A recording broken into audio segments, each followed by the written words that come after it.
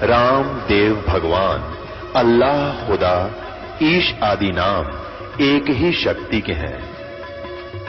वो कैसा है, कहां है, कैसे मिलता है, किसने देखा है?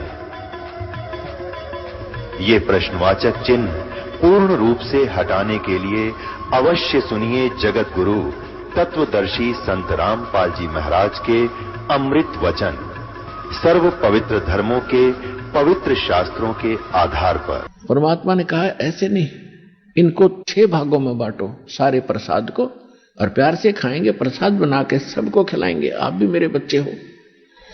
नेकी और समन ने बहुत कुछ मना किया कि नहीं फिर खाएंगे, फिर क्या, नहीं, उन्होंने 5 दोनों में डाल दिया। परमात्मा बोले 6 में करो,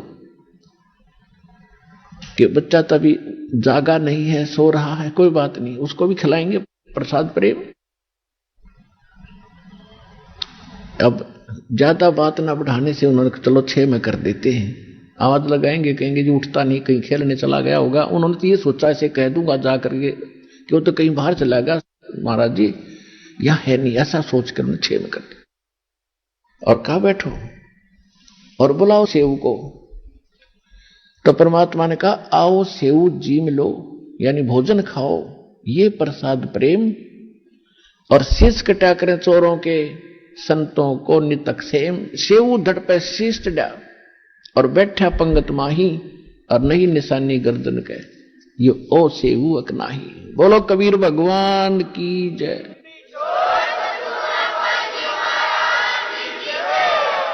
एकदम सेव के धड़ पे वो अपने आप ताक से उठ के सिर लग गया और उठकर भागा आया कि आ गया गुरुदेव, आ गया गुरुदेव।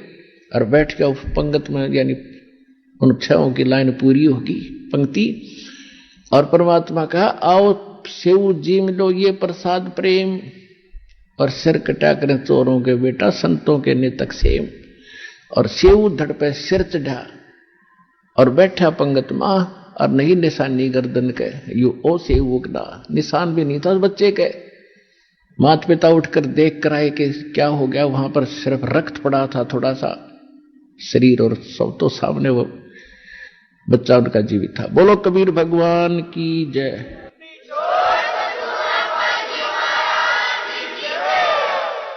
अब उनको विश्वास नहीं हो पा रहा था कि हे भगवान। तब परमात्मा ने कहा बेटा सत ना छोड़े सूरमा, और सत छोड़े पत जा, और सत के बांधे लक्ष्मी फिर मिलेगा। परमात्मा ने आशीर्वाद दे दिया बेटा आज से तू धन धान्य से पूर्ण हो जाएगा, लेकिन इस माया में उलझना मत, इसको दान धर्म में लगाते रहना। अब वो तो ऐसे कहकर चले गए, सतगुरु जो चाहे सो कर दे। कुछ दिनों के बाद उस सम्मन के मन में प्रेरणा हुई कि थोड़ा सा जो है मकान बना ले, थोड़ी झोंपड़ी और कच्ची ईंट बनाकर, और एक झोंपड़ी बनाएंगे और अच्छी सी कुटिया बना लेते हैं। वो जब खोदने लगा, नीम खोदने लगा, तो उसमें बहुत गणे असरफी मिली सोने की। अब उसने समझदारी से काम करके उनको धीरे धीरे करके वो अपना कुछ ऐसा व्यवसाय बढ़ाया। लोगों को ये लगा कि जैसे इसने कोई व्यवसाय शुरू कर दिया, इससे बढ़ गया, 1 नंबर का सेठ हो गया। उससे जीवन में वो ही सम्मान उस नगर के अंदर 1 नंबर का धनवान व्यक्ति कहलाया। सतगुरु जो चावे सो कर ही, 14 कोट दूत जमदार ही, ऊत भूत जम त्रास निवारे, और चित्रगुप्त के कागज फाड़े।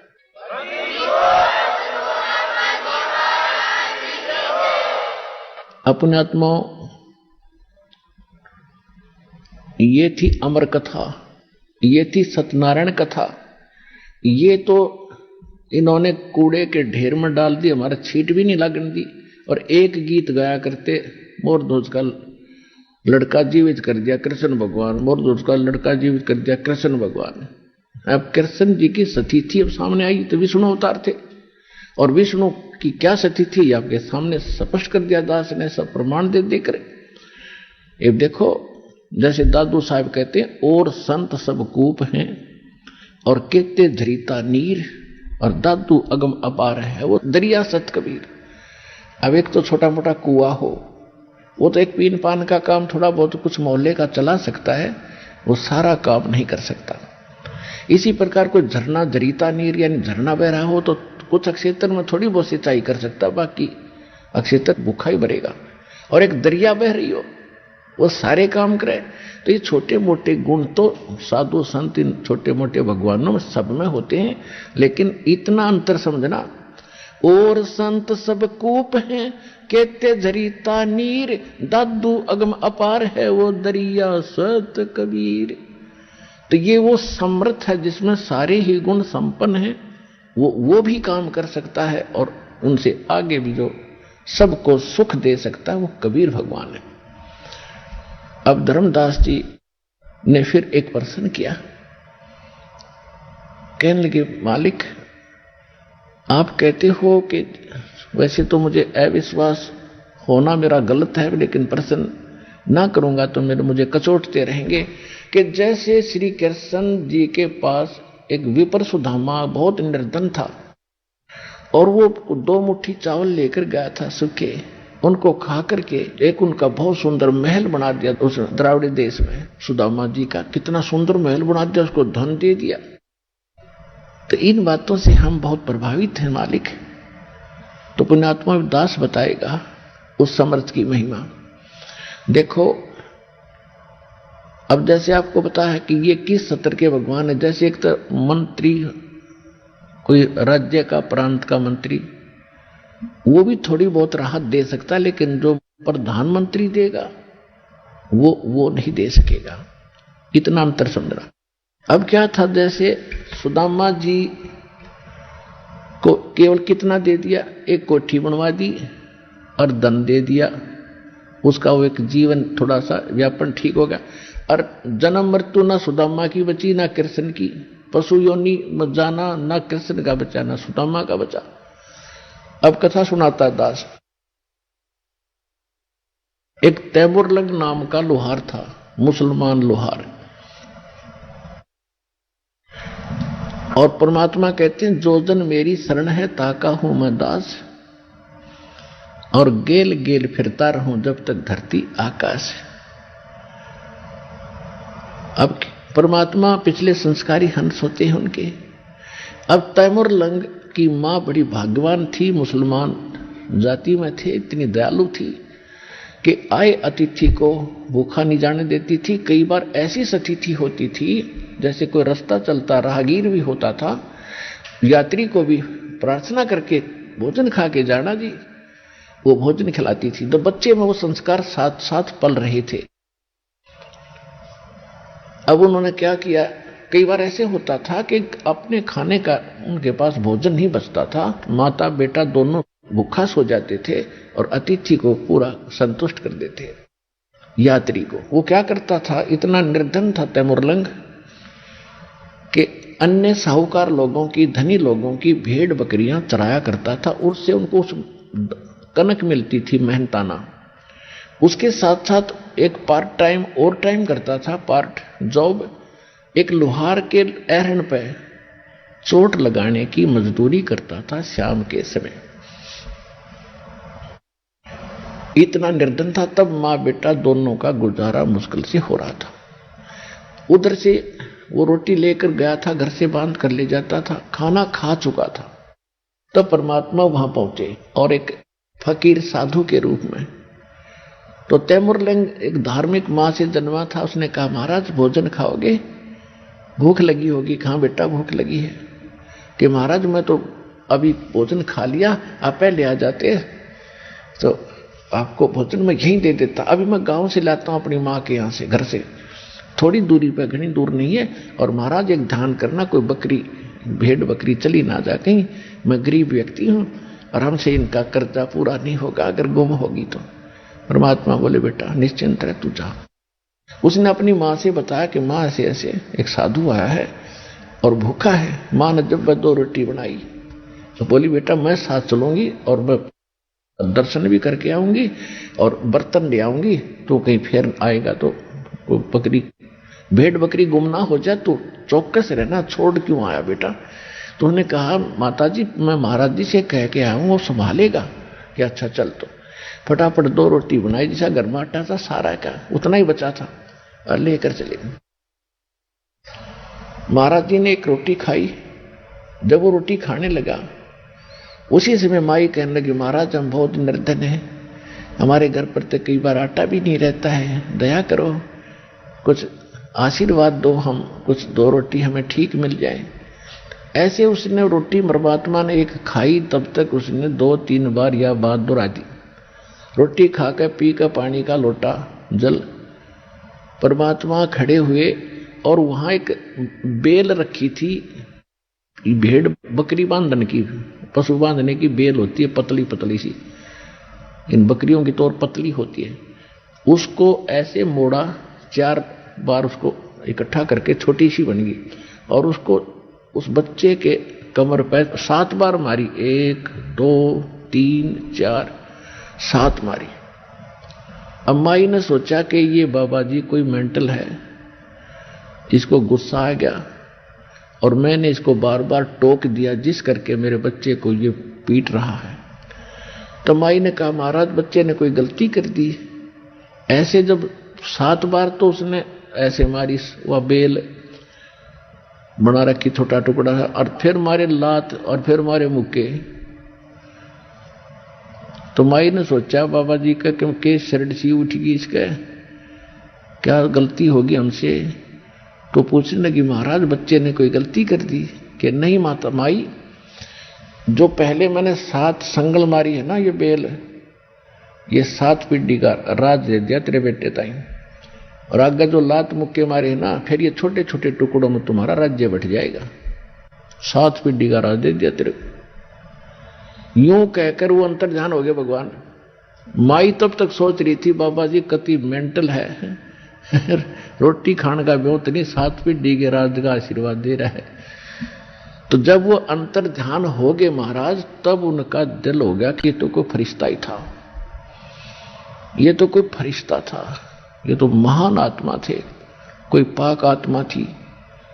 पर उस समय यह बात नहीं जचे थी कि बेटा राजा हो जाएगा।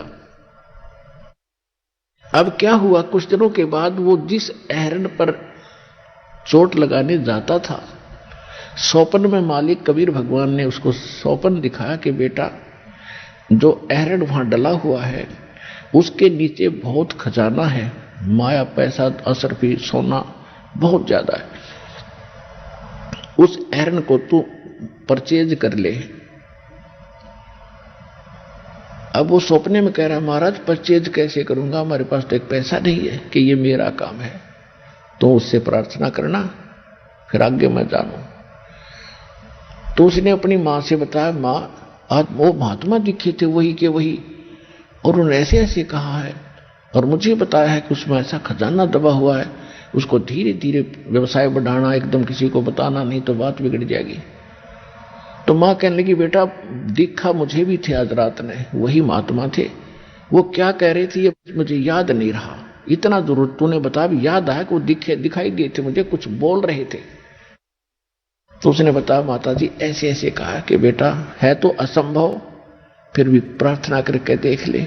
जब बोला है तो उसी दिन शाम ने उसने उस अहरण पर, उधर से परमात्मा कहते हैं जब करे करावा साइया मन में लहर उठा, अर्थात दो सदर जीव के आप बगल हो जा। उधर से अहरण वाले के मन में यह प्रेरणा कर दी कि यह स्थान मेरे लिए थोड़ा है और बाहर मेरा अपना प्लाट है, इसको कोई मोल ले ले, चाहे उधार ले ले, साल भर के लिए मैं उधार भी दे दूंगा और मैं वहां अपना आयरन लगा लूंगा, वो अच्छा ठीक व्यवस्था कर लूंगा। तो उस दिन वो तैयार करा पा, लेकिन उधर से एरन वाला, उधर से उस गरीब ने प्रार्थना की कि भाई मैं भी तेरा लोहार भाई हूं और मेरी इच्छा है कि मैं थोड़ा बहुत काम अपना स्वयं कर लूं, ये एरन मुझे दे दो। कि पैसे कब देगा? कि पैसे तब है नहीं, उधार लूंगा फिर दे दूंगा पाई पाई कमा करके।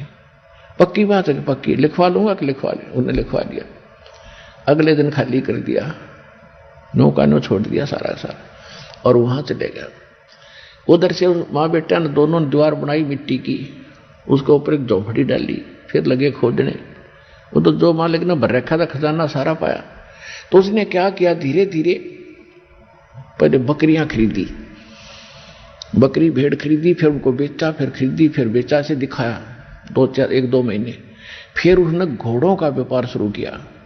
तो लोगों ने सोचा भाई इस तैमूर लंग तो सेठ हो गया और इस व्यवसाय ने इसका हाथ पकड़ लिया, किस्मत जागेगी इसकी, जहां हाथ लगाता है इसको तो वारे न्यारे हो जाते। और वो धन हाथ लग रहा था, मालिक का दिया उसको। उससे पहले जब वो पाली जाता था, गवाला था भेड़ बकरियों का, उस समय एक राजा था उस नगरी का, आसपास का। तो वो इतना नालायक था कि गांव की कोई युवा लड़की सुंदर होती, उसी को अपने सैनिकों द्वारा उठवा ले जाता था और अपनी हवस का शिकार करता था। एक उसी के मोहल्ले की लड़की पशुओं के लिए चारा लेकर आ रही थी। उधर से उस राजा के 4 सैनिक उस लड़की को जबरदस्ती उठाने की कोशिश कर रहे थे, घोड़े पर डालने की। उसने और कुछ नहीं दिखा, तैमूरलंग दिखाई दिया। उस लड़की ने आवाज लगाई, रे तैमूरलंग, मेरी इज्जत बचाना भाई, मेरी इज्जत बचाना तैमूरलंग। तैमूरलंग ने देखा क्या हो गया, बहन की आवाज कहां से आ रही है। पाली के पास तो लठ हो है, लठ ठाग आ गया, जाते मट्टा मट उनसे पाइया के मारने लग गया।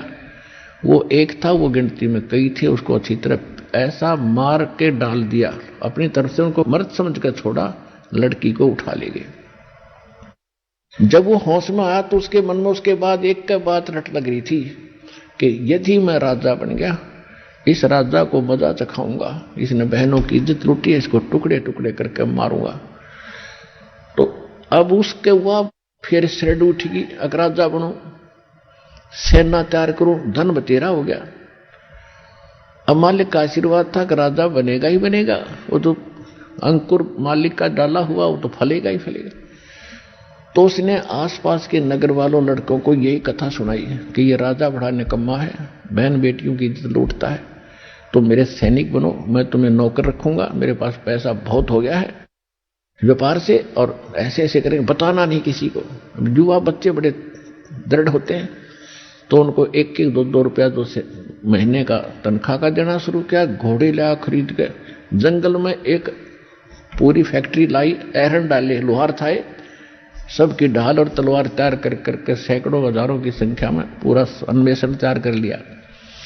और आसपास के गांवों के जो उनके जान पहचान के लड़के ला के हजारों की संख्या में सेना तैयार कर ली, और राजा के ऊपर जाके उन्हें हमला बोल दिया सुबह सुबह वक्त से। अब राजा ने देखा चारों तरफ, किले पर खड़ा होकर के कि चारों तरफ घेर लिया है सेना ने। उन्हें कहा मंत्रियों सामना करो। मंत्रियों को मालिक ने ऐसा दिखा दिया जैसे कई हजारों की संख्या में सेना खड़ी है, वार पार नहीं है। मंत्रियों ने कहा राजन, सरेंडर करने में अपना हित है, इतनी सेना आ गई है कोई सोच भी नहीं सकते। उन्होंने सरेंडर कर दिया राजा को। उधर से परमात्मा ने रह रहकर स्वप्न में आकर उसको संदेश देते थे, बेटा जीवन ऐसा करना अच्छी बात नहीं होती। तो उसने फिर उसको वचन याद रहे उसके, क्योंकि मालिक जब वहां बैठे थे तभी उन्होंने ज्ञान सुनाया था उसको, माँ बेटों को। तो उसके ये मन में धारणा बैठ गई कि मैं इसको मारूंगा नहीं, इसका कर्म इसी को छोड़ देता हूं। उसको कहा कि तू यह नगरी छोड़कर चला जा, राजा से कह दिया अगर आज मुझे संत का आदेश ना होता तेरे टुकड़े टुकड़े करता मैं, तू निकल जा यहां से, या यहां मजदूरी करके खा ले। जैसा भी उसने कुछ दिनों के बाद फिर दूसरे राजा को ऐसे ही उसको अल्टीमेटम दे दिया कि या तो सरेंडर कर देना, तैयार हो जा। अब सबको पता लग गया कि वो शक्तिशाली राजा वही था उस अक्षेत्र का जिसको उसने पराजित कर दिया था। तो सब ने अपनी हार मान ली और उसके अंतर्गत होते चले गए। अंत में उसने दिल्ली के ऊपर आकर भी अपना झंडा गाड़ दिया और वहां अपना एक नुमाइंदा बैठा करके वो तैमूरलंग वापस चला गया। ये इतिहास बताता है। उसके कुछ समय के बाद उसका तीसरा पोता बाबर हुआ और उससे लेकर औरंगजेब तक, तैमूरलंग से लेकर औरंगजेब तक 7 पीढ़ी ने दिल्ली का राज किया। औरंगजेब के बाद उसके सभी टुकड़ों में बट गए थे। भारतवर्ष का राज्य छोटे छोटे टुकड़ों में हो गया था। रोटी तैमूरलंग को दीनी और ताते 7 बादशाही दीनी। बोलो सतगुरुदेव।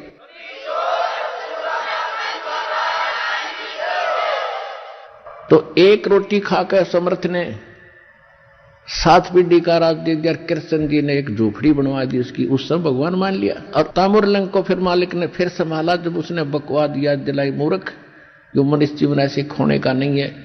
तब उसने अपने पोते को दे दिया राज, लड़का ठीक नहीं था उसका। और उसके बाद फिर भक्ति करी, उसको सतनाम दिया, भक्ति कराई और उसको पार किया। समर्थ का शरणाग हो रंग होरी हो, कदे न हो ऐ काज राम रंग होरी हो। तो इस समर्थ के शरण में आने से मोक्ष भी मिला और राज, कहते हैं जैतन राजपाट भी चाहिए हमरा धर ले ध्यान। लेकिन ये राज और पाठ अच्छी चीज नहीं है, ये भी ज्ञान से हमें पता लग गया। लेकिन ये इतिहास बनाना था दाता ने, तब ये भक्ति प्रफुल्लित हो नहीं सके थी। इसलिए उन बच्चों को दुखी को सुखी भी करना था, फिर जाके उनको सच्चाई से परिचित करा के भक्ति पे फिर लगाया। और उसके बाद फिर उनका जन्म होता रहा। फिर उनको अब कलयुग में वो सभी पार होंगे, ये समय अब है उनको मोक्ष प्राप्ति का। तो सौभाग्य आपका कि आपको ऐसे समय में जन्म है कि अब मोक्ष समय आ गया है। इस बात को विश्वास से अपने हृदय में जचा लेना और मर्यादा में रहना।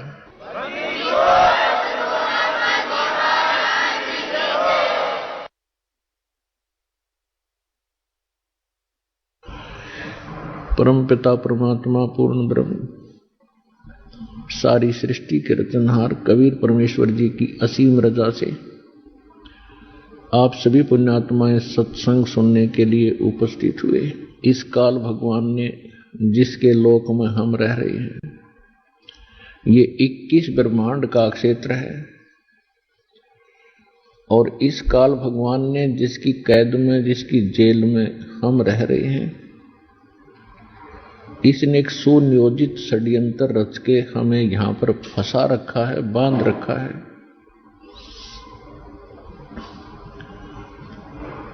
और जन्म और मृत्यु के इस हरहट जैसे कुएं में हमें डाल रखा है। आप देखते हैं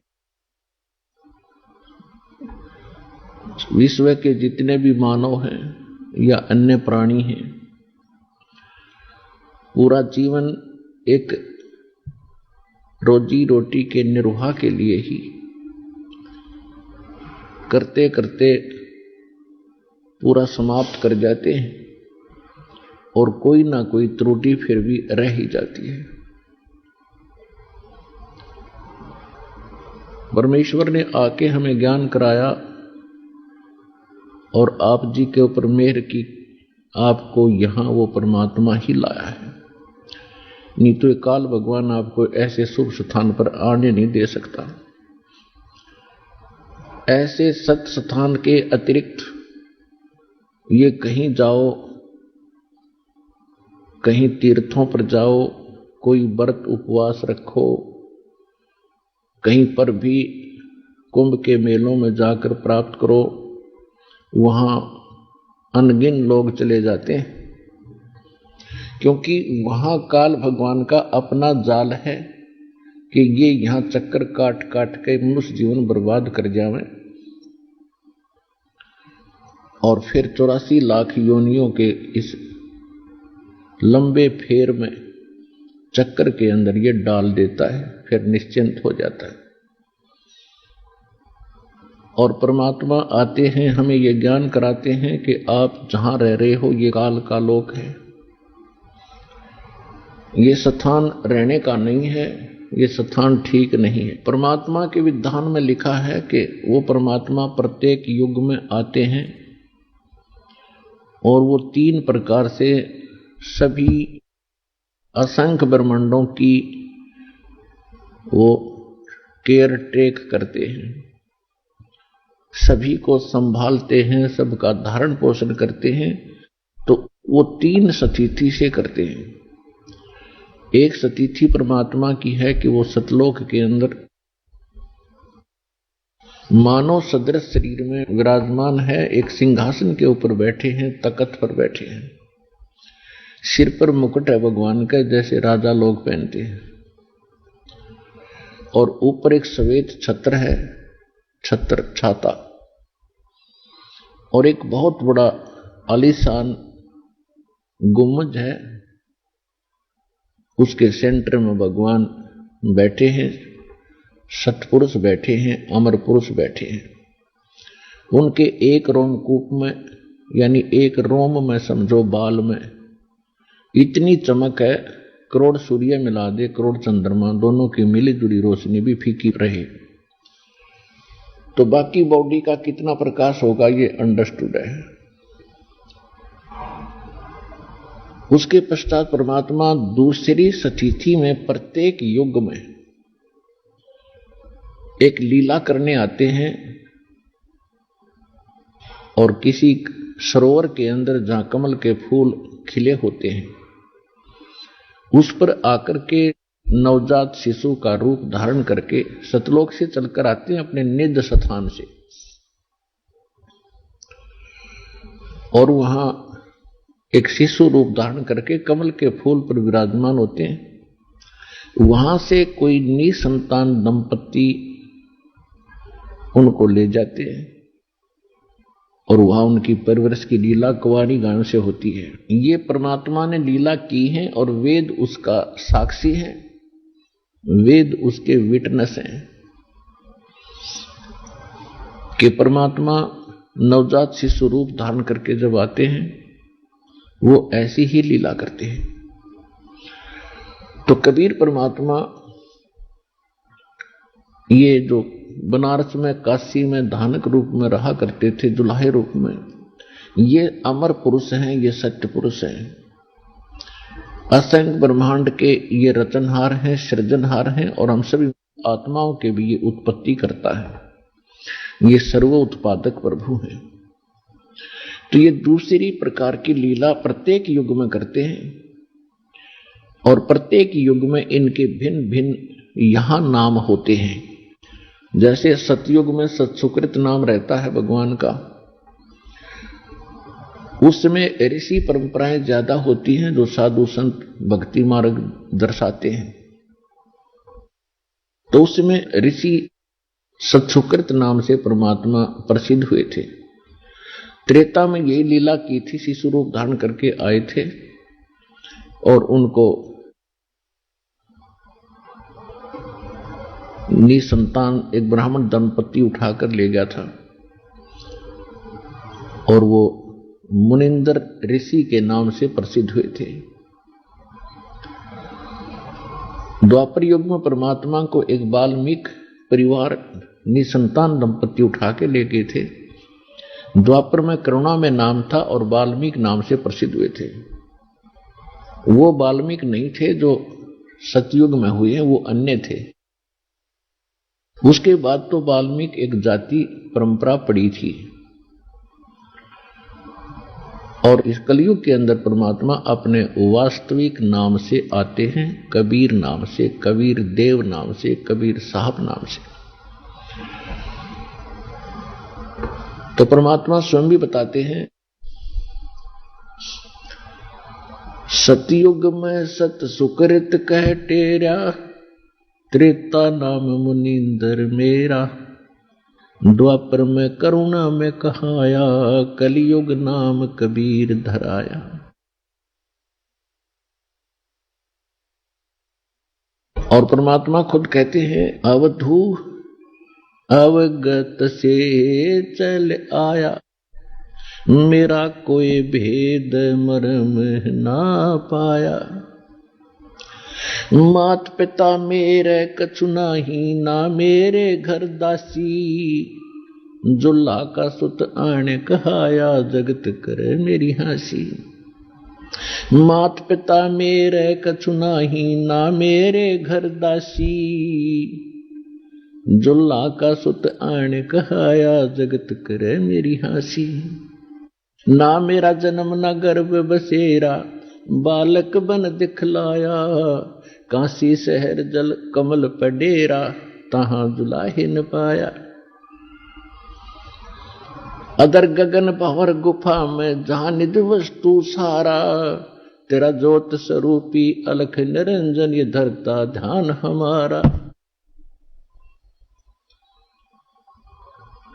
परमात्मा ने स्वयं आकर बताया है कि मेरा कोई जन्म नहीं हुआ, मैं किसी मां के गर्भ में नहीं रहा और मैंने कोई स्त्री भी ग्रहण नहीं की। मात पिता मेरे कछु नाही, ना मेरे घर दासी। दासी मान पत्नी को संत भाषा में, क्योंकि पहले सतयुग त्रेता द्वापर में बहनें अपने पतियों की बहुत सेवा किया करती थी सच्चे दिल से, और वो पति भी नेक चलन और नेक स्वभाव के होते थे। अब तो शराब पी कर रोज कूटे तो वह क्या सेवा करे उस नालायक की। तो इसलिए वो एक परमात्मा कहते हैं, मात पिता मेरे कछु नाही, ना मेरे घर दासी। जुल्ला का सुत आन कहाया, जगत करे मेरी हंसी। आज मुझे धानक जुलाहा सुदर कह के मजाक उड़ा रहे हैं। जात पात हमारे नहीं, सभी मेरे बच्चे हैं। पर लेकिन उस समय हम भगवान को नहीं पहचान सके, क्योंकि हम अक्सर ज्ञान नहीं रखते थे और हमारे धर्मगुरु जो थे ये नकली थे, डुप्लीकेट थे, इनको सदग्रंथों का ज्ञान नहीं था। यदि इनको सदग्रंथों का ज्ञान होता तो भगवान का विरोध कतई नहीं करते। जैसे अब परमात्मा ने यह समय निर्धारित किया था, उससे पहले आपको शिक्षित किया अपने बच्चों को।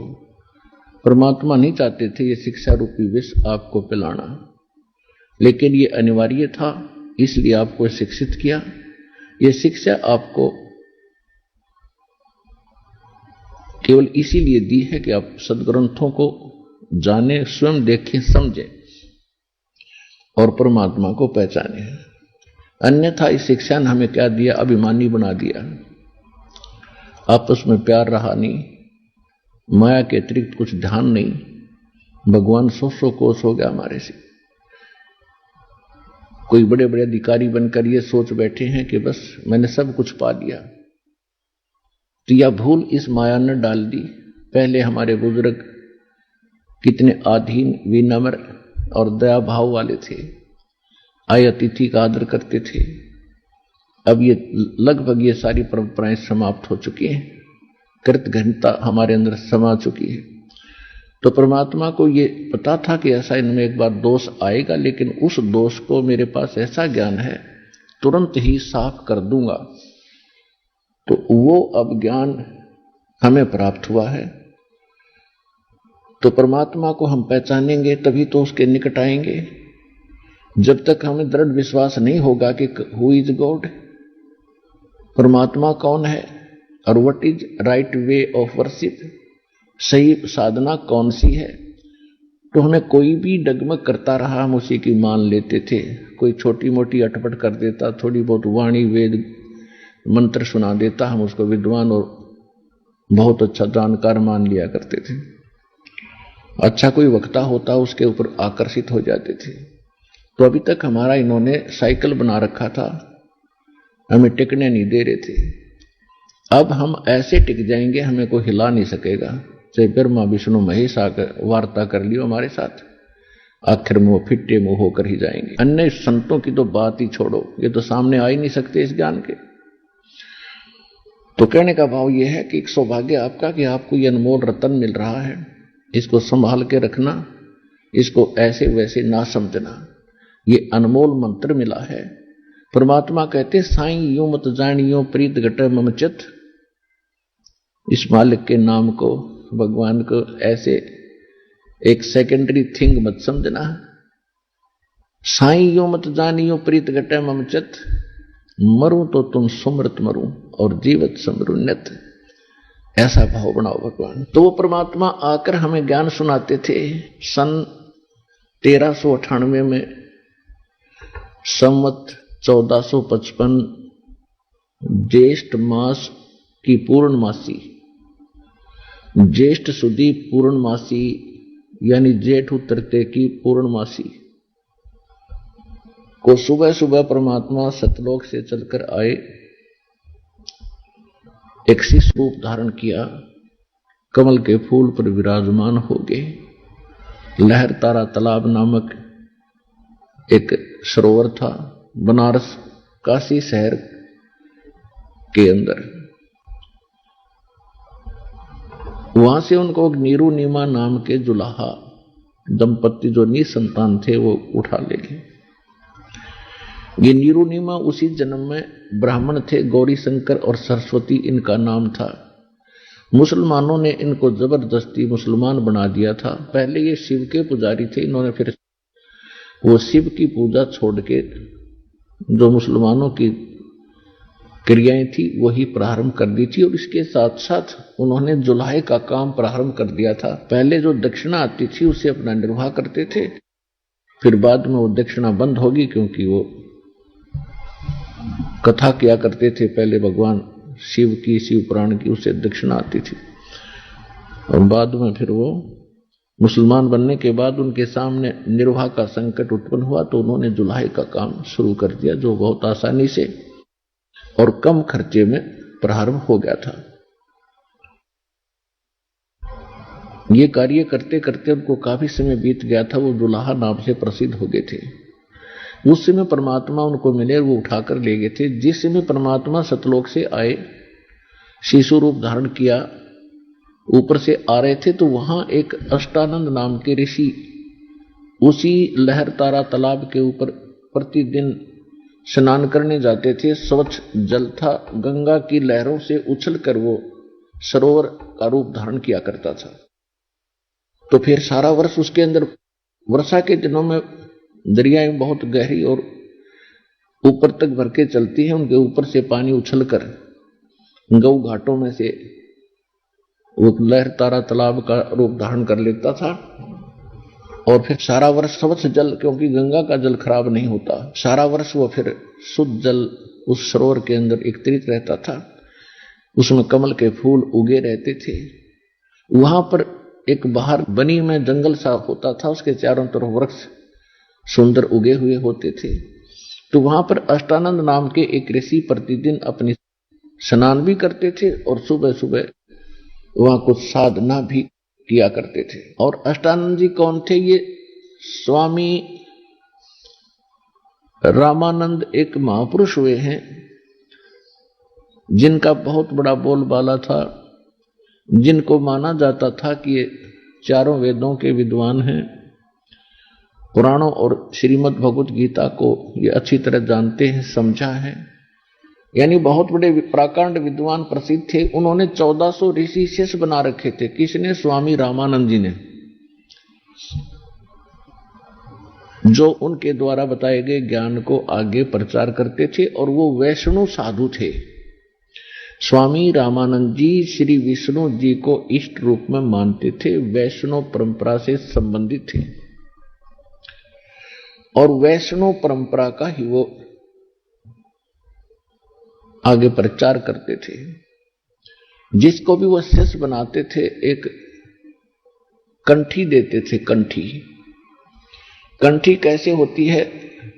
एक धागे के अंदर तुलसी की लकड़ी का एक मन का एक जनेऊ जैसे धागे में बांधकर गले में लटकाते थे। वो पहचान होती थी कि इसने वैष्णव परंपरा से दीक्षा प्राप्त कर रखी है।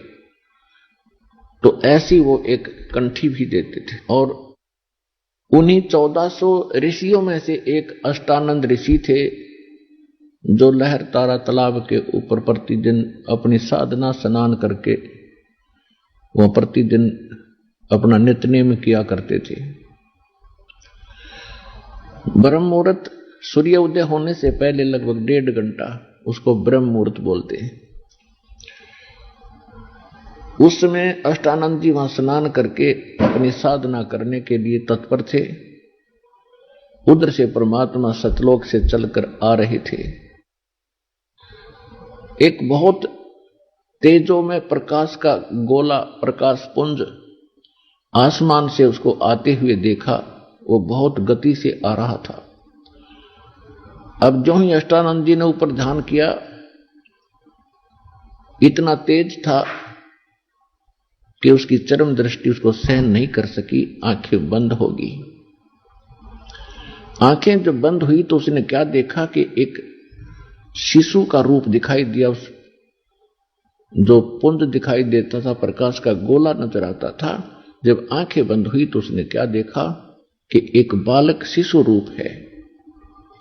जैसे हम सूर्य की ओर कभी गलती से देख लेते हैं तो हमारी चरम दृष्टि उसको सहन नहीं कर पाती, हम तुरंत आंखें बंद करते हैं या साइड में करते हैं।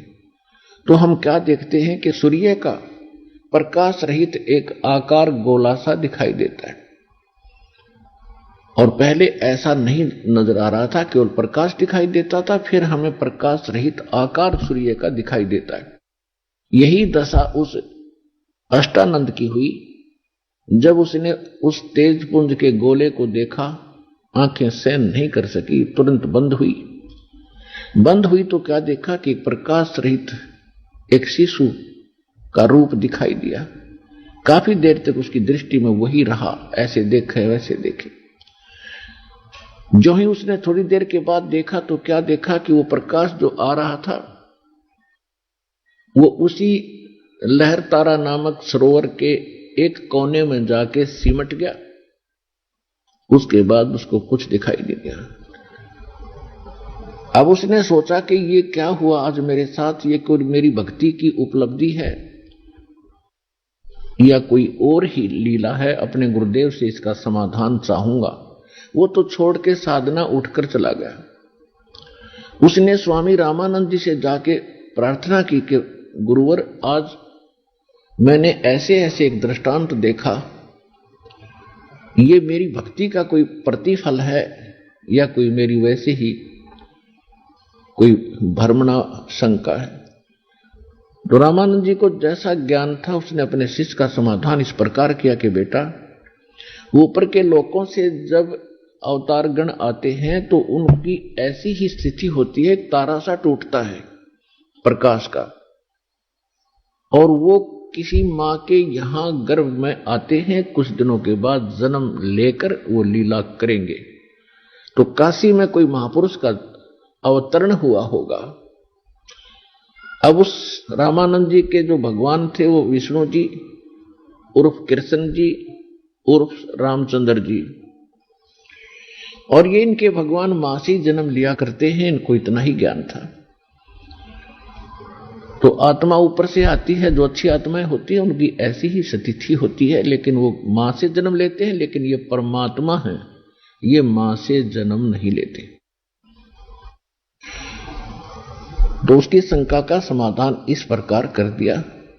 अष्टानंद संतुष्ट हुआ। उधर से नीरू नीमा प्रतिदिन उसी लहरतारा तालाब पर स्नान के लिए जाया करते थे। और पहले वो गंगा में स्नान करते थे जब ब्राह्मण हिंदू थे। उसके बाद उनको मुसलमान बना दिया गया था, तो वे उनको गंगा घाट पर गंगा के अंदर स्नान करना बंद कर दिया था हिंदुओं ने। तो उन्होंने फिर गंगा का वो जल जो लहरतारा नामक सरोवर के अंदर एकत्रित हुआ होता था, उसी में प्रतिदिन स्नान करना प्रारंभ कर दिया। सुबह उठकर जाते थे, वहां स्नान करके आते थे। जो भी साधना मुसलमान धर्म की वो भी करते थे। हृदय से भगवान शंकर को भी वो भूल नहीं पा रहे थे, क्योंकि वो पहले भगवान शंकर के पुजारी थे और भगवान शंकर की कथा करके अपना निर्वाह किया करते थे। लेकिन वो किसी को भ्रमित नहीं करते थे। ऐसी नेक आत्मा ब्राह्मण थे कि जो भी दक्षिणा आ जाती थी अपने रोजगार निर्वाह के लिए रख लेते थे, बाकी सब धर्म में लगा देते थे। तो काल को ऐसी आत्मा नहीं अच्छी लगती कि ये बुरे कर्म करे तो बेसिक फलो फूलो। अच्छे काम करने वालों को ये अवश्य कोई बाधा पैदा करता है। कब करता है? जब तक हम परमात्मा की शरण में नहीं आते। उसको ऐसा कंडम कर दिया। अब वो ना शंकर भगवान के रहे और ना ही वो अन्य कोई कर पा रहे थे। और एक साथ में उनको चिंता सता रही थी, उनका कोई संतान नहीं थी, निसंतान थे। वो दुख अलग से उनके ऊपर बना हुआ था। और क्या होता पुण्यात्माओं, जगत और भगत के विधान नियम विचार आपस में विपरीत होते हैं, जिस कारण से आज तक भगत और जगत का आपस में विरोध रहा है। उसका कारण यही रहा है कि जो संसार की परंपराएं हैं उनको भगत नहीं निभा सकते। यदि उन परंपराओं को निभाएंगे तो वो भक्ति नहीं कर सकते। इसलिए भगत के लिए कुछ मर्यादाएं बनाई हैं और समाज उन मर्यादाओं को रखने वालों से नफरत करने लग जाते हैं कि ये कैसा भगत बन गया, ये ऐसे भी नहीं करता, ये ऐसे भी नहीं करता। लेकिन कहते रहो, जो हमने भक्ति करनी है तो हमने अपने नियमों पर दृढ़ रहना ही पड़ेगा। और दूसरी बात यह है कि जगत सोचता है कि जिसका संतान नहीं है उस इंसान का कोई जीवन नहीं, क्योंकि हमारे धर्म गुरुओं ने एक ऐसी भ्रमणा फैला रखी थी कि जिसका पुत्र नहीं उसकी गति नहीं।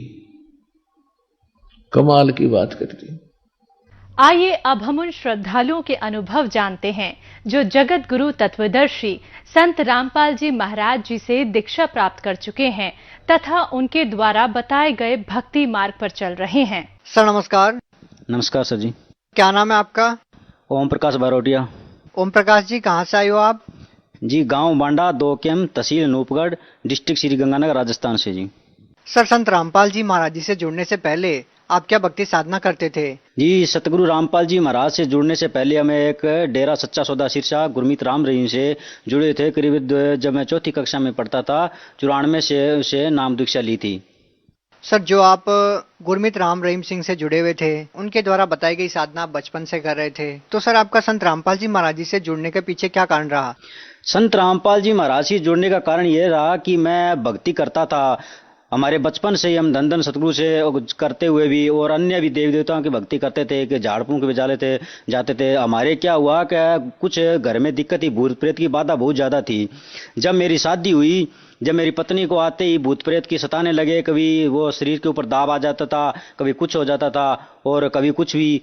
जब 1.5 वर्ष के बाद मेरा एक बच्चा हुआ, उसको बहुत ज्यादा परेशानी थी। वो रात को सोता नहीं था, बार बार रात को इतना रोता था और बार बार परेशान होता था। फिर में हम सुबह किसी झाड़ फूंक के वाले जाते थे, वो थोड़ा बहुत कुछ कर देते थे और फिर वो कोई 1 दिन या 2 दिन सही रहता था। उसके बाद में फिर हमको डॉक्टर के पास जाते थे, फिर किसी अन्य के पास जाते थे। कोई कहता है इसकी बैरों की वो लगाओ, का क्षेत्रपाल के पास जाओ या कोई अन्य रामदेव जी के वहां आपकी ओट है वहां पर जाओ, कुछ बताता था। हम बहुत परेशान थे। आपको संत रामपाल जी महाराज जी के बारे में पता कैसे चला? किसने बताया आपको? जी हमारे एक मौसी जी का लड़का था, वो बुद्धराम जी है उसका नाम, मास्टर है वो। उनको पास ये कोई पुस्तक मिली, ज्ञान गंगा नाम की पुस्तक थी। वो कोई बसों के अंदर कोई भगत जन सेवा करते थे, जो उन्होंने वो 10 रुपए में एक पुस्तक ली। जब वो पढ़ता पढ़ता मेरे पास उन्हें फोन किया कि एक कोई संत है बरवाड़ा के अंदर है और उसकी एक मेरे पास पुस्तक मिली है और उसको कोई भगवान कोई और ही बताते थे। पहले हमें कोई भगवान के बारे में कोई नॉलेज नहीं था। इन संतों ने हमें कोई भगवान को क्लियर नहीं बताया भी भगवान कौन है। ये कहते थे कि भगवान निराकार है और ये भगवान कोई अन्य रूप में है। कोई कहता था विष्णु जी है, कोई कहता था ब्रह्मा जी है। इसलिए हमें उन्होंने ये बताया कि इस ज्ञान गंगा पुस्तक के अंदर कोई कबीर परमात्मा बताया। हमने सिर्फ कबीर को एक संत के रूप में माना था, भी कोई संत है, हमें कोई ये पता नहीं कि कोई कबीर भगवान भी होगा। तो हम उस चीज के एकदम अचकित हुए कि ये बात क्या है, इसके अंदर ये कौन सा है जो ऐसा कोई भगवान है जो एक कभी जन्म नहीं लेता ना कोई मरता है। तो ऐसा भगवान के लिए हमें उस पुस्तक की खोज की भी है कहाँ से है। जब इसके एड्रेस लिखा कि ये बरवाड़ा के अंदर है, कोई जिला हिसार के अंदर है, तब वो पहले हम उसको बोला आप चले जाओ वहाँ के, आप देख के आओ, आप पढ़े लिखे हो, हम तो अनपढ़ है, इतने कोई जानते नहीं, एजुकेटेड नहीं है। तो फिर वो जो मास्टर जी है बुद्धराम भगत जी, वो वहाँ पे गए और उन्हें पूरा देखा। फिर हमको आगे बताया कि ऐसा ऐसा माहौल है, ऐसा इतना बढ़िया माहौल है वहाँ का, और वो कबीर को भगवान मानते हैं और वो कहते हैं कि ये भगवान ना तो कभी जन्म लेते ना कोई मरते, सह शरीर आए और सह शरीर गए है। तो हम एकदम देखे भी, हम भी वहाँ के जाके देखे माहौल भी कैसा है, फिर हम कोई देखेंगे। तो हम दोनों वहाँ पे चले गए। हम जाके वहाँ का इतना बढ़िया माहौल देखा तो मेरे मन में ऐसा है कि ऐसा माहौल कभी पहले कभी देखा है क्या आपने? तो मैंने ये सोचा कि यहाँ कोई कुछ न कुछ तो आपको राहत मिलेगी। फिर मैंने उसको कहा कि मुझे नाम लेना है। तो वो बोला नाम तो आपको सुबह मिल जाएगा, आप हम लेट हो गए, रात को 12 बजे हम पहुंचे थे। तो हम करते करते सुबह जल्दी उठते, फिर मुझे मन में ये लालसा हुई भी हमको जल्दी से नाम दिलाओ। तो वो भगत जी बोले नहीं, आप एक नहा के आओ, फ्रेश होगा। मैं कहा नहीं, मुझे एक बार नाम दिलाओ और मैं उन संत से मिलना चाहता हूँ कि वो ऐसा कौन सा संत है जो ऐसी इतनी पर की कोई बढ़िया नाम देता है और वो भक्ति बताते हैं। तो उन्होंने फिर जब मैं फ्रेश हुआ, फिर जाके हमने भंडारा किया, भंडारा करके और मेरा फार्म भरवाया और हम नाम लेके जब भी मैं परमात्मा सतगुरु रामपाल जी महाराज के दर्शनों के लिए गए और उन्हें आशीर्वाद दिया, तो मुझे ऐसा महसूस हुआ कि यहाँ कोई एकदम मेरे शरीर के अंदर पूरे रोंग खड़े होने लगे भी, कोई ये शक्ति है और एक साधारण वेश में रहने वाला है संत, ये ऐसी इसने कौन क्या पावर है इनके अंदर है जो इतनी दृढ़ता है, जो मेरे रोंग खड़े हो गए और मेरा शरीर एकदम हल्का फुल्का हो गया। सर, संत रामपाल जी महाराज जी से आपने नाम दीक्षा ली, उनके ज्ञान को सुनकर ज्ञान गंगा पुस्तक को आपने पढ़ा, लेकिन सर संत रामपाल जी महाराज जी के जो अनुयायी है वो दावा करते हैं कि उनसे नाम दीक्षा लेने के बाद बड़े से बड़ा रोग दूर हो जाता है। आपको संत रामपाल जी महाराज जी से नाम दीक्षा लेने के बाद क्या लाभ मिला? सर जी, ये पहला लाभ तो हमें ये मिला कि हमारे बहुत ज्यादा भूत प्रेत की बाधा थी। जे मेरा छोटा बच्चा था वो भी बहुत परेशान था, मेरी जो पत्नी थी वो भी बहुत परेशान थी। उसलिए ये सबसे बड़ा, जब हम सतगुरु रामपाल जी महाराज के मैं पहले गया तो जो आके जो मेरे धर्मपत्नी को बताया कि ऐसा ऐसा संत है, और उसके हमने बहुत से उन भक्तों के इंटरव्यू से सुने थे, वहां पे बैठे थे, हम चर्चा की, वो कोई कुछ ही बता रहा था, कोई कुछ बता रहा। तो भक्तमती बोली मेरे बहुत ज्यादा परेशानी है, मैं भी वो नाम लेना चाहती हूँ। मैं क्यों पहले वो संत रामपाल जी महाराज का ज्ञान सुनना होगा और उसके नियम को फॉलो करना होगा, तब वो परमात्मा के आपको लाभ मिलेंगे। तब मेरी धर्मपत्नी बोले मैं बहुत दुखी हूँ और मेरे बच्चे भी बहुत दुखी थे, इसलिए हम वहां संत गुरु रामपाल जी महाराज के पास चले जाएंगे और हमको ये भूत प्रेत की जो वादा है वो अगर जे सही हो जाए तो। क्यों हमने पूरा ज्ञान नहीं था, हमने पूरे जब हम पहली बार गए थे संत रामपाल जी महाराज की शरण में, जब मैंने कहा भी चलो ठीक है हम चलते हैं वहां पे। जब हम संत गुरु रामपाल जी महाराज के और मैं और मेरी पत्नी जब गए वहां पे और नाम लिया, उसके बाद में पहली समस्या तो ये हुई कि उसके जो भूत प्रेत की बाधा थी और मेरे जो बच्चे थे वो सुखी से रहने लगे और रात को नींद भी अच्छी तरह से आने लगी। जब हमें पूरा विश्वास होने लगा कि वहां पे कोई कुछ न कुछ शक्ति तो है, जो हमें ना कोई झाड़ फूंक करवाया, ना कोई ऐसा कोई डोरा डांडा दिया, और जो कुछ था वो मंत्र थे। हमने जब भी कोई थोड़ी बहुत परेशानी होती, सतगुरु रामपाल जी महाराज ये कहते हैं कि जब भी कोई विपदा आए तो ये मंत्रों का जाप करना है। जब भी हमारे शुरू में थोड़े, क्योंकि जब कोई भगत उसको पूरा ज्ञान नहीं होता तो थोड़े बहुत नियम खंड कर देते हैं, वो नियम हमें पूरे पता नहीं होने के कारण थोड़ा नियम खंड हो जाता था। सभी सतगुरु रामपाल जी महाराज जी कहते थे कि वो मंत्रों का जाप करो। जब हमें कोई थोड़ी बहुत विपदा होती तो हम उस मंत्रों का जाप करते करते धीरे धीरे कुछ टाइम हो गया, तो उसके बाद हमें कोई भी परेशानी भूत प्रेत की जो भी समस्या थी वो अच्छी तरह से सही होगी, कोई दिक्कत नहीं थी। जब दूसरा लाभ हमें ये हुआ सर जी कि जब हमें कुछ नाम लेने से 2 महीने के बाद हमें एक नसबंदी वाला ऑपरेशन करवाने के लिए गए थे पत्नी का, तो वहां पे वो डॉक्टरों ने रिपोर्टें करवाई भी, इसकी जांच करवाओ कोई दिक्कत तो ना हो। खून के अंदर जो जांच करवाई उसके अंदर लीवर के अंदर काला पीलिया उसने रिपोर्ट बताई, तो कहते इसका कोई ऑपरेशन नहीं होगा 2 वर्ष तक, इसका ट्रीटमेंट बहुत लंबा है, आप अच्छे से कोई डॉक्टर से दिखाओ और इसका ट्रीटमेंट करवाओ। जब मैं हनुमानगढ़ के एक राजेंद्र कटेवा डॉक्टर है सरकारी हॉस्पिटल के अंदर, वहां पे गया तब वहां से एक रिपोर्ट करवाई, तब राजेंद्र कटेवा डॉक्टर ने यह बताया कि इसके ये ट्रीटमेंट के लिए करीबन बहुत खर्चा लगेगा और ये 2 साल तक ये ट्रीटमेंट चलेगा, और ये एक इंजेक्शन कम से कम 70-80 हज़ार का लगता है और जयपुर से लगेगा सर जी, वो यहाँ कोई इंजेक्शन नहीं लगेगा और वहां से आपको ट्रीटमेंट होगा। आपको ये करना होगा, एक बार मैं आपको 5 दिन की दवाई देती हूँ, उससे अगर थोड़ा बहुत नॉर्मल हुआ तो मैं यहाँ से इसकी ट्रीटमेंट चला दूंगा, लेकिन आपको इंजेक्शन जयपुर से लगाने ही पड़ेंगे। जब मैंने उसको 5 दिन दवाई लेके जब सतगुरु रामपाल जी महाराज के जे प्रार्थना लगाई घर पे आगे कि ये मालिक मेरे को ये ऐसी दिक्कत हो गई है, डॉक्टरों ने बता दिया है कि आपके ये रोग है। जब सतगुरु रामपाल जी महाराज जी ने ये अरदास के आने के बाद ये बताया कि बेटा अगर जब भक्त को ये दिक्कत होगी तो कोई भक्ति नहीं करेगा, परमात्मा दया करेंगे, बिल्कुल निश्चित हो जाइए। जब दोबारा 5 दिन के बाद मैंने उस डॉक्टर जी के पास गए, राजेंद्र कटेवा जी के पास, तो उन्होंने दोबारा रिपोर्ट करवाई, तो उसके रिपोर्ट के अंदर बिल्कुल नॉर्मल आया और उन्होंने कोई ट्रीटमेंट कराने का नहीं कहा। और इसके 1 महीने बाद मैंने भगतमती का नसबंदी वाला ऑपरेशन भी करवाया, सारी रिपोर्ट भी कराई, उसके अंदर कोई लीवर के अंदर काला पीलिया वगैरह कुछ नहीं आया। और आर्थिक लाभ जो मेरी बहुत ही मंदी थी, कोई काम बहुत करते हम दिहाड़ी वगैरह और बहुत करते थे, खेती भी बहुत करते हैं, उसके अंदर कोई दिक्कत रहती थी, हमेशा कोई भी पैसा बरकत नहीं करता था। और जो भी पैसा कमाता वो दवाइयों में और भूत प्रेत की बाधाओं में ये खर्चा लग जाता। उस जब भी सतगुरु रामपाल जी महाराज के स्वरूप में पूर्ण परमात्मा के रूप में हम उसके भक्ति में लगे, उसके बाद में हमारे जो भी जितना भी हम पैसा कमाते थे तो वो पैसा बिल्कुल बचत में रहता था। और उस पहले हम नशा भी करते थे, जैसे बीड़ी जर्दा सिगरेट अन्य वो भी करते थे, ड्रिंक भी करते थे। वो उससे भी सतगुरु रामपाल जी महाराज के जब हमें नाम दीक्षा ली तो वो भी बिल्कुल दूर हो गए। सर, जैसा कि आपने बताया कि आप चौथी कक्षा में जब आप पढ़ते थे उसी टाइम से आप डेरा सच्चा सौदा से जुड़े हुए थे, गुरमीत राम रहीम सिंह से आपने नाम दीक्षा ले रखी थी। तो सर, इतने सालों तक आपने उनके द्वारा बताई गई साधना की, तो सर क्या उस साधना को करते करते भी आप नशा करते थे? हाँ सर जी, हमें बिल्कुल जब धन सतगुरु गुरमीत राम रहीम जी से नाम दीक्षा ली थी तो हमें ये जरूर बताया जाता था कि बीड़ी सिगरेट नहीं पीनी, लेकिन फिर भी उसको हम फॉलो नहीं कर सकते थे कि फिर भी हम दारू भी पीते थे, बीड़ी भी पीते थे और भक्ति भी करते थे, रहते थे, ना हमें कोई सुख होता था।